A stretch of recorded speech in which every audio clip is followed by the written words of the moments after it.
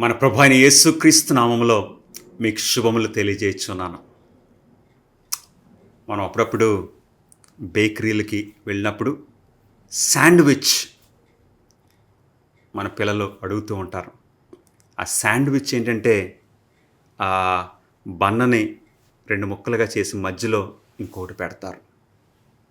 అట్లాగా మార్కు సువార్తలో sandwich stories మనకు కనపడుతున్నాయి. ఇంకొక మాటలో చెప్పాలంటే మార్కు సువార్తలో story with in another story. Mark రాసే స్టైల్ ఏంటంటే ఒక స్టోరీ ప్రారంభిస్తాడు, మధ్యలో ఇంకొక స్టోరీ తెస్తాడు, తర్వాత ఫస్ట్ ప్రారంభించింది తర్వాత క్లోజ్ చేస్తాడు. ఈరోజు మార్కు సువార్త 5వ అధ్యాయము 21వ వచనం నుండి 43వ వచనం వరకు మనం చూస్తే 2 stories in 1 story, sandwich story మనం చూడబోతున్నాము. ప్రార్థన చేసుకుని వాక్యంలోనికి వెళ్దాం. ప్రభువా, ఈ పరిశుద్ధ గ్రంథాన్ని చాలా చక్కగా నాయనా ఒక లిటరరీ జీనియస్గా మీ బిడ్డలు రాశారు ప్రభువా. మేము అర్థం చేసుకోవడానికి ప్రయత్నం చేస్తున్నాము.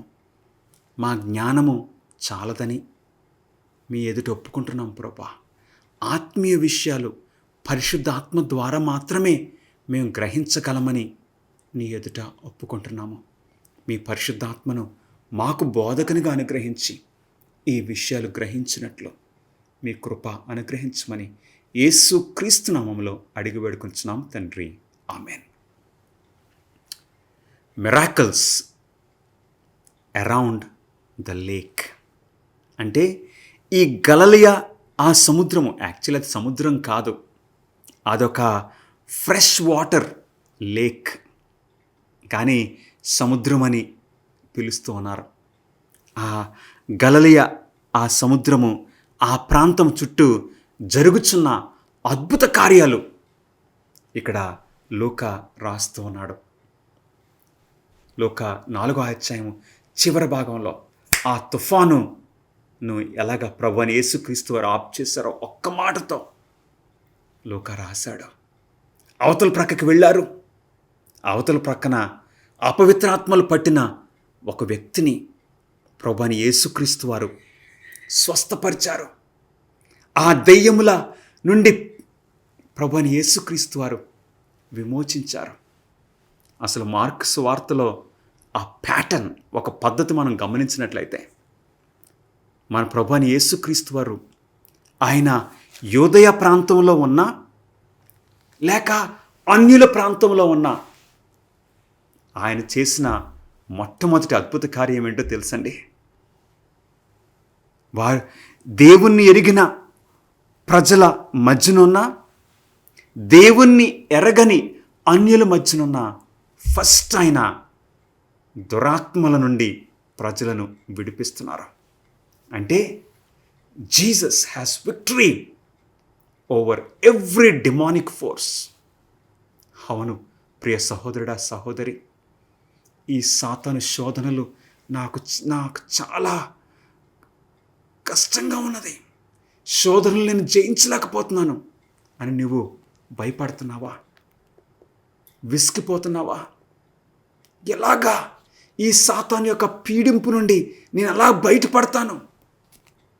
Jesus can set you free. అవును, ఆయన దేవుని ఎరిగిన వారి మధ్యనున్న ఫస్ట్ అపవిత్రాత్మ నుండి ఒక వ్యక్తిని విడుదల చేయటం మార్కు సువార్త మొదటి అధ్యాయంలో మనం చూసాం. అలాగే ఇప్పుడు 5వ అధ్యాయంలో ఆయన గలిలయ అవతల ప్రాంతానికి వెళ్ళారు. అది అన్యుల ప్రాంతము, గెరాసేనీల ఆ దేశము. అక్కడ కూడా అపవిత్రాత్మల నుండి ఆ వ్యక్తిని మన ప్రభువైన యేసుక్రీస్తు వారు స్వస్థపరిచారు. కానీ ఆ ప్రజలు ఏమన్నారండి? అయ్యా, ఇక్కడ ఉండొద్దు, మీరు వెళ్ళిపోండి అంటే ప్రభువైన యేసుక్రీస్తు వారు మరలా ధోని ఎక్కి వచ్చేస్తున్నారు. అంతలో ఆ దెయ్యముల నుండి విడిపింపబడిన, స్వస్థపరచబడిన ఆ వ్యక్తి వచ్చి అన్నాడు, అయ్యా నీ కూడా వచ్చేస్తాను, నేను ఇక్కడ ఉంటే మరలా ఆ దురాత్మల స్థితికి వెళ్ళిపోతానేమో, నాకు భయంగా ఉంది. There may be a relapse, నేను మరలా వెనక్కి వెళ్ళిపోతానేమో, పాత జీవితానికి వెళ్ళిపోతానేమో, నీ కూడా వచ్చేస్తాను అన్నాడు. యేసయ్య ఆయన కోరికను అంగీకరించలేదు. నీ వెళ్ళి ఏమంటున్నారు? 5వ అధ్యాయము మార్కు సువార్త 19వ వచనంలో, ఆయన వానికి సెలవియ్యక, నీవు నీ ఇంటివారి యొద్దకు వెళ్ళి ప్రభువు నీ యందు కనికరపడి నీకు చేసిన కార్యములన్నిటినీ వారికి తెలియచెప్పమనెను. ప్రభు అంటే ఈ మాటల్లో క్రైస్ట్ ఈజ్ లార్డ్, యేసయ్య ప్రభువు. అవును ప్రియులరా, ప్రభువు నీ జీవితంలో చేసిన కార్యం గురించి ఇతరులకు చెప్పు అని ఒక మిషనరీగా ఆయన పంపించేశాడు. ఏంటండి, యేసయ్యతో ఎంత సమయం గడిపాడు? ఒక గంటో ఒక రోజు కూడా కాదు. కానీ యేసయ్య అంటున్నారు, యుగో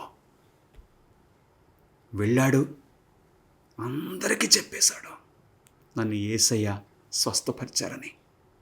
అవును, కొన్ని నెలల తర్వాత మరలా మన ప్రభు అయిన యేసుక్రీస్తు వారు ఆ దెక్కపొలి ఆ ఏరియాకి వచ్చారు. వచ్చేసరికి తండోపతండములుగా జనసమూహములు యేసయ్యను వెంబడించారు. ఎవరు చెప్పారు వారికి? ఈ దెయ్యములు పట్టిన, దెయ్యముల నుండి స్వస్థపరచబడిన ఆ వ్యక్తి గొప్ప పరిచర్య చేశాడు. అవును ప్రియులరా, మన ప్రభు అయిన యేసుక్రీస్తు వారు రియలీ జీనియస్.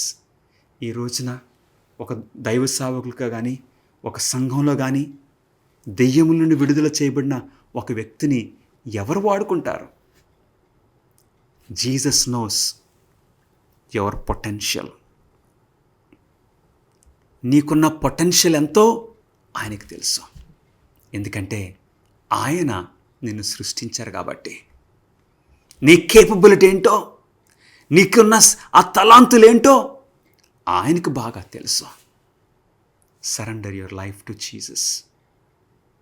ఇప్పుడు యేసయ్య ఆ వ్యక్తిని పంపించేసి మరలా వెంటనే ధోని ఎక్కి మరలా గలిలయ ఈ వెస్టర్న్ సైడ్కి వచ్చేశారు. అక్కడికి కపెర్నహూము ఆ ప్రాంతానికి తిరిగి వచ్చేశారు.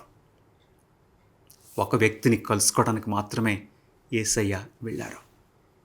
అవును ప్రియులరా, ఒక్క గొర్రె తప్పిపోతే ఆ ఒక్క గొర్రె కోసం ఆయన హీ టేక్స్ రిస్క్. అవును, ఈ భూగోళంలో ఒక్కరం తప్పిపోయినా మన కోసం యేసయ్య వచ్చును.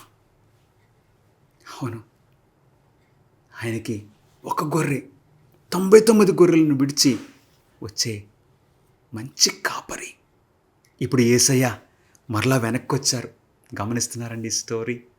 వెనక్కి వచ్చేసరికి ఆ కపెర్నహూములో ఒక ప్రాముఖ్యమైన వ్యక్తి యేసయ్య దగ్గరికి వచ్చాడు. ఆ ప్రాముఖ్యమైన వ్యక్తి ఎవరో మనము మార్కు సువార్త 5వ అధ్యాయము 21, 22 వచనాల్లో ఆయన ఎవరో మనం చూద్దాం. ఆయన పేరేంటో, ఆయన యొక్క స్టేటస్ ఏంటో మనం చూద్దాం. 21వ వచనము మార్కు సువార్త 5వ అధ్యాయము. యేసు మరలా ధోని ఎక్కి ఆ దరికి వెళ్ళినప్పుడు బహుజన సమూహము ఆయన యొద్దకు కూడి వచ్చెను.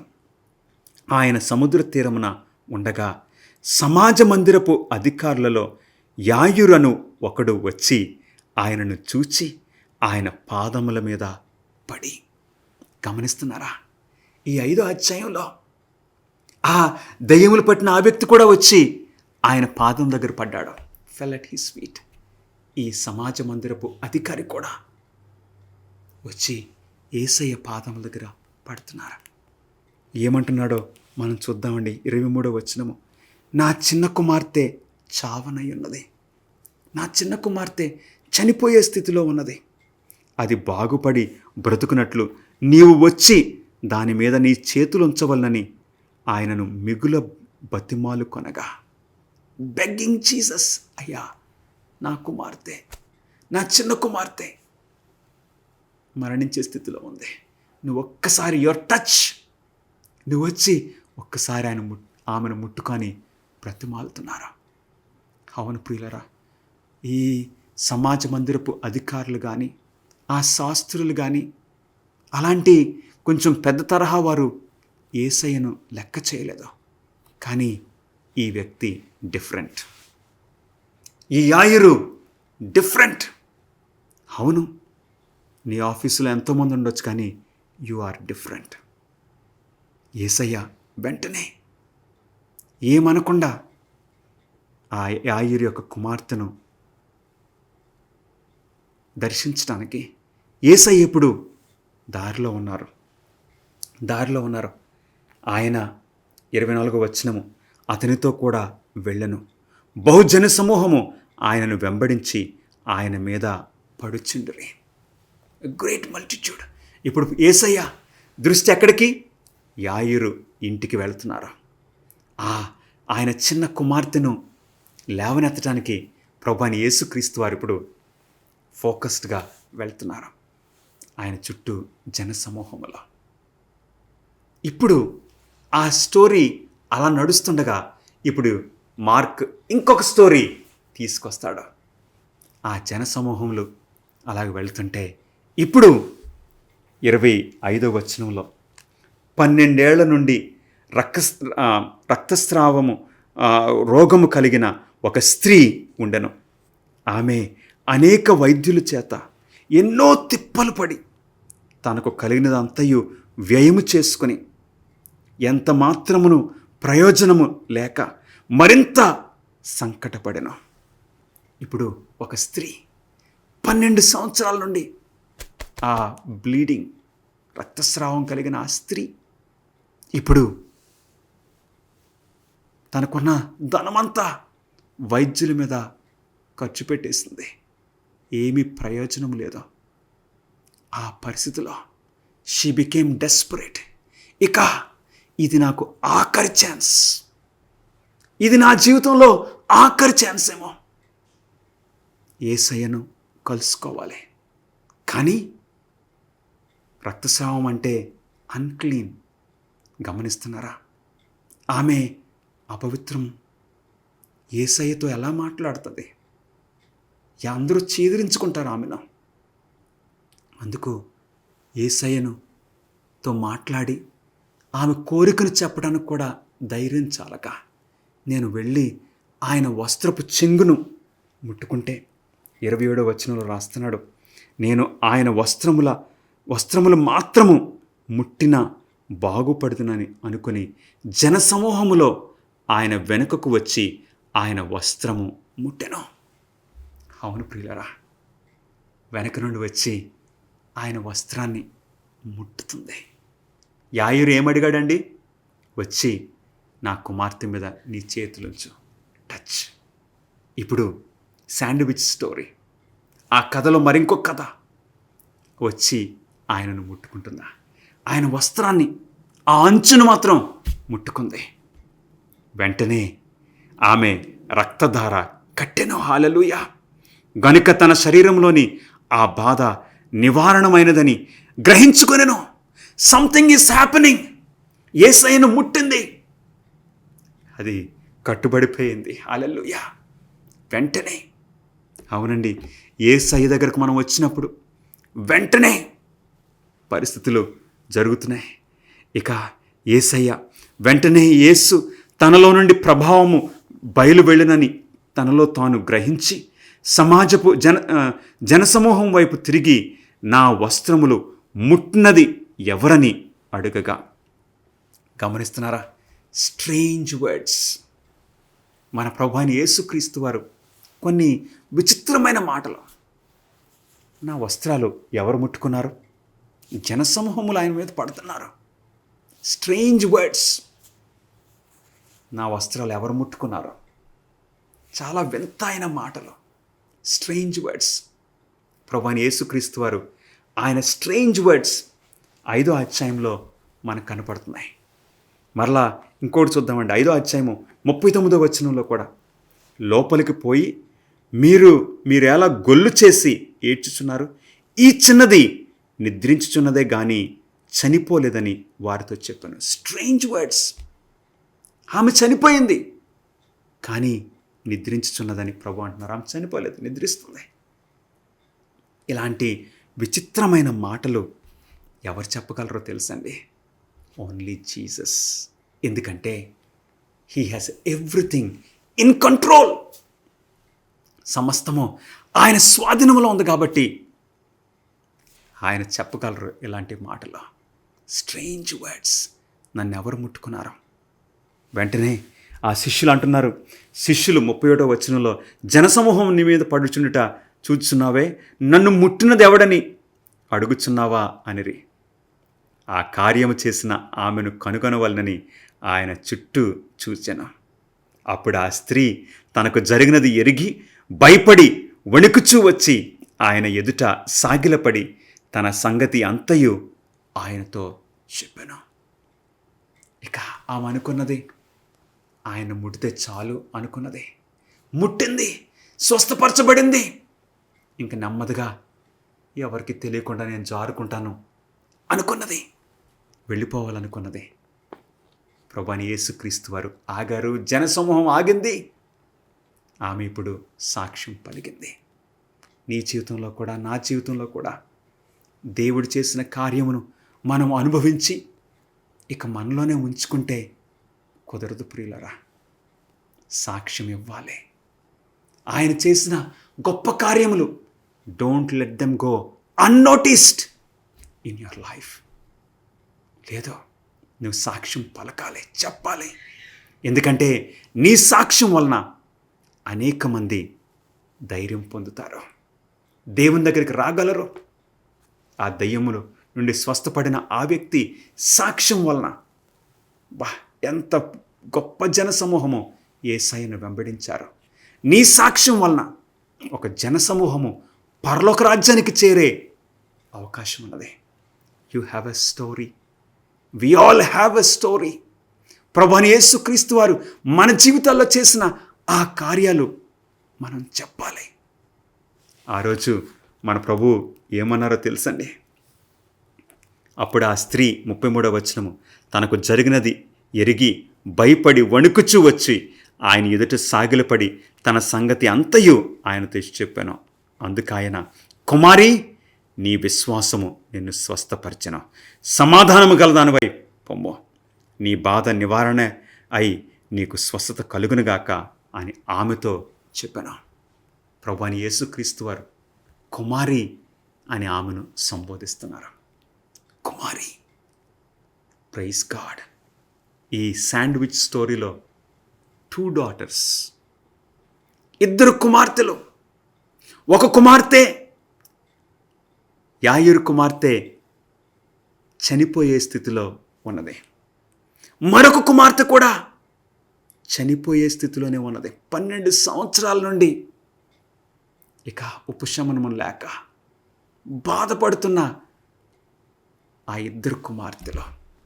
ఒక విధంగా మనం చూస్తే, ఒక కోణం నుండి ఈ 2 స్టోరీస్, యాయిరు కుమార్తె, ఆ 12 సంవత్సరాలను బాధపడుతున్న చూస్తే,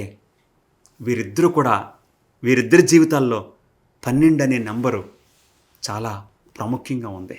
ఎందుకంటే యాయిరు కుమార్తె గురించి 5వ అధ్యాయము 42వ వచనంలో, ఆమె 12 సంవత్సరముల ప్రాయము గలది. అంటే ఒకసారి ఈ స్టోరీని మనం వెనక్కి తీసుకుంటే 12 సంవత్సరాల క్రితంకి వెళ్తే, యాయిరింటిలో ఆ కుమార్తె పుట్టింది. వారెంతో సంతోషంతో ఉన్నారు. అదే ప్రాంతంలో ఈ స్త్రీకి 12 సంవత్సరాల కిందట రోగము ప్రారంభమైంది. ఆమెకున్న సంతోషము అంతమైపోయింది. ఈ కుటుంబంలో అయితే సంతోషము ప్రారంభమైంది, ఆమెకున్న సంతోషము అంతమైపోయింది. కానీ యేసయ్య దగ్గరికి వస్తున్నప్పుడు ఆ రోజున ఇద్దరు కూడా they were in the same boat. ఈమెమో మరణించే స్థితిలో ఉంది కుమార్తె, ఆమెమో ఇంకా రోగంతో బాధపడిపోయి ఇక నాకు ఇందులో నుండి విమోచన లేదా అనుకుంటూ మరణించే స్థితిలో ఆమె కూడా వచ్చేసింది. బట్ బికాస్ ఆఫ్ జీసస్, యేసయ్యను బట్టి మనకు విడుదల, విమోచన. ఈ టైంలో యాయిరు యొక్క పరిస్థితిని మనం ఒకసారి ఆలోచిద్దాం. అయ్యా వచ్చి నా కుమార్తెను ముట్టయ్యా అన్నాడు. యేసయ్య వెంటనే నడుస్తున్నారు. జనసమూహములు కాబట్టి ముందుకి త్వరగా వెళ్ళలేకపోతున్నారు. అంతలో ఈమె వచ్చి ముట్టుకుంది. ఇంకొంచెం డిలే అయిపోయింది, స్లో అయిపోయింది. యేసయ్య ఆగి ఆమె స్టోరీ అడిగారు. ఆమె సాక్ష్యం చెప్పింది. యాయిరుకి కొంచెం కంగారు వచ్చేస్తుంది.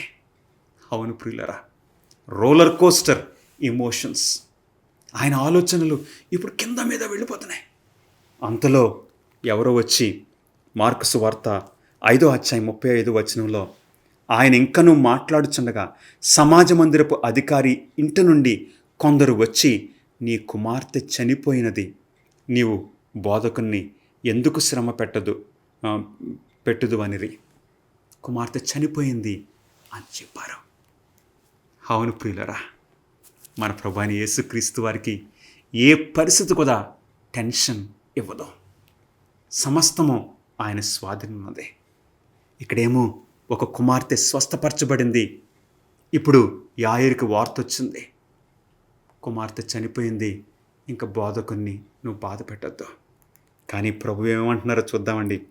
యేసు వారి చెప్పిన మాట లక్ష్య పెట్టక, భయపడకుము, నమ్మిక మాత్రం ఉంచుమని సమాజ మందిరపు అధికారితో చెప్పి, అవును నువ్వు భయపడద్దు, ఓన్లీ బిలీవ్, ఓన్లీ బిలీవ్, నమ్మిక ఉంచితే సరిపోతుంది అన్నారు.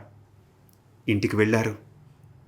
ఆ ఇంట్లోనికి ఇప్పుడు పేతురు, యాకోబు, యోహాను ఈ 3 శిష్యులను తీసుకుని యేసయ్య లోపలికి వెళ్ళారు. ఆ బిడ్డను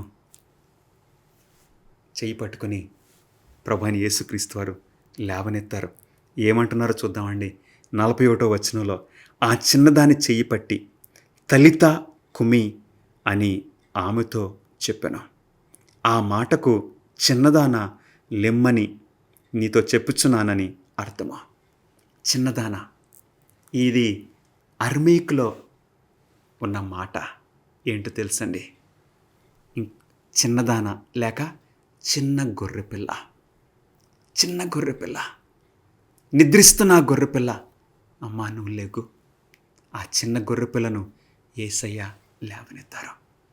వాట్ లవ్, ఎంత చక్కటి కేర్ మన ప్రభువైన యేసుక్రీస్తు వారు. ఆయన ప్రేమ, ఆయన ఆప్యాయత ఎంత చక్కగా ఉంది.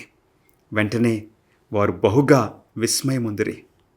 ప్రభువైన యేసుక్రీస్తు వారు అన్నారు, ఆమెకి ఏదన్నా పెట్టండి, ఆ బిడ్డ తినడానికి ఏదన్నా ఇవ్వండి. Jesus is concerned about your needs. నీ అవసరాల గురించి ప్రభువైన యేసుక్రీస్తు వారు ఆలోచిస్తున్నారు, గమనిస్తున్నారు. మనం చూసాము ప్రియులరా, జనసమూహములు ఆకలిగా ఉంటే ప్రభువైన యేసుక్రీస్తు వారు వారికి ఏదైనా పెట్టమని శిష్యులకు చెప్పారు. ఆ సందర్భంలో అద్భుత కార్యం చేసినట్లు కూడా మనం చూస్తున్నాం. 5 రొట్టెలు 2 చిన్న చేపలను 5,000 మందికి. Jesus is concerned about your needs. ఈ రోజున మరి నీవు ఏ అవసరతతో బాధపడుతున్నావో, ఏ విషయము ఎవరికి చెప్పుకోలేక నీవు అధైర్యపడుచున్నావో, హీ నోస్ యువర్ నీడ్. గమనిస్తున్నారా? ఇక్కడ ప్రభువైన యేసుక్రీస్తు వారు వారికి చెప్తున్నారు 43 జరిగినది ఎవనికిని తెలియకూడదని ఆయన వారికి గట్టిగా ఆజ్ఞాపించి ఆమెకు ఆహారం పెట్టుడని చెప్పాను. మెస్సియానిక్ సీక్రెట్, రహస్యము జరిగింది, మీరు ఎవరికి చెప్పొద్దు. యాయిరు ఊరుకోగలడా? ఆ కుటుంబము జరిగిన ఈ గొప్ప కార్యాన్ని చెప్పకుండా ఉండగలరా?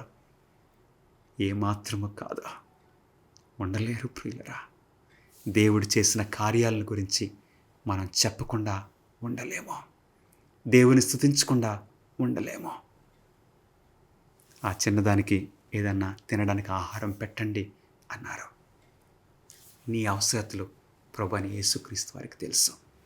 గమనిస్తున్నారా ప్రియులరా? ఈ ఒక కథలో మరొక కథ. ఆ ఇద్దరు కుమార్తెలను మనం చూసాం. 12 సంవత్సరాల నుండి రక్తస్రావంతో బాధపడుచున్న ఆ స్త్రీ, 12 సంవత్సరాల వయసు కలిగి ఇప్పుడు అనారోగ్య పరిస్థితిలో మరణించే స్థితికి వచ్చిన మరొక కుమార్తె. ఈ ఇద్దరు కుమార్తెలను ఒకే రోజున మన ప్రభువైన యేసుక్రీస్తు వారు స్వస్థపరిచారు. దేవుడు నీకు ఇద్దరు కుమార్తెలను ఇచ్చారా? నీ ఇంటిలో నీ బిడ్డలు అనారోగ్య పరిస్థితిలో ఉన్నారని నువ్వు భయపడుతున్నావా? అధైర్యపడుతున్నావా? భయపడనక్కర్లేదు. జీసస్, ఆయనను ఆహ్వానించు.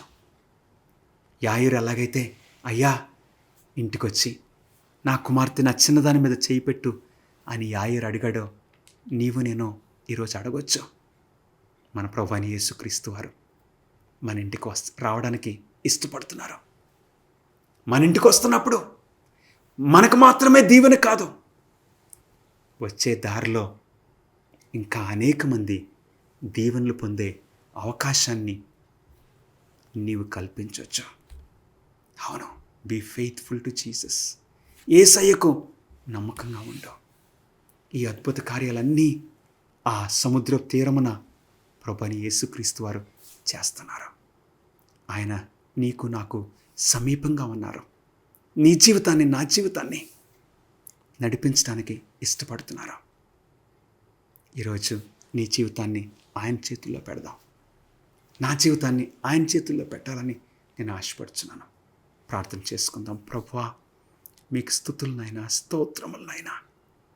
ప్రభువా, గాలిని సముద్రమును నాయన నెమ్మదిపరిచిన దేవా, దెయ్యములు పట్టిన వ్యక్తిని ప్రభువా ఒక సువార్తికునిగా వాడుకున్న దేవా, యాయిరు కుమార్తెను లేవనెత్తిన దేవా, 12 సంవత్సరాల నుండి నాయనా ఆ రోగంతో బాధపడుచున్న ఆ స్త్రీని ఒక్క క్షణములో స్వస్థపరిచిన దేవా, నాయనా ఈ కుటుంబంలో ఉన్న ఆ సమస్య ఏంటో మీరు ఎరుగుదురు ప్రభువా. నాయనా విడుదల చేయమని, సహాయం చేయమని, నాయనా మేలు చేయమని మీకు సమర్పించుకుంటున్నాము. నడిపించవలసిందిగా యేసుక్రీస్తు నామములో అడిగి వేడుకొంచున్నాము తండ్రి. Amen. God bless you friends.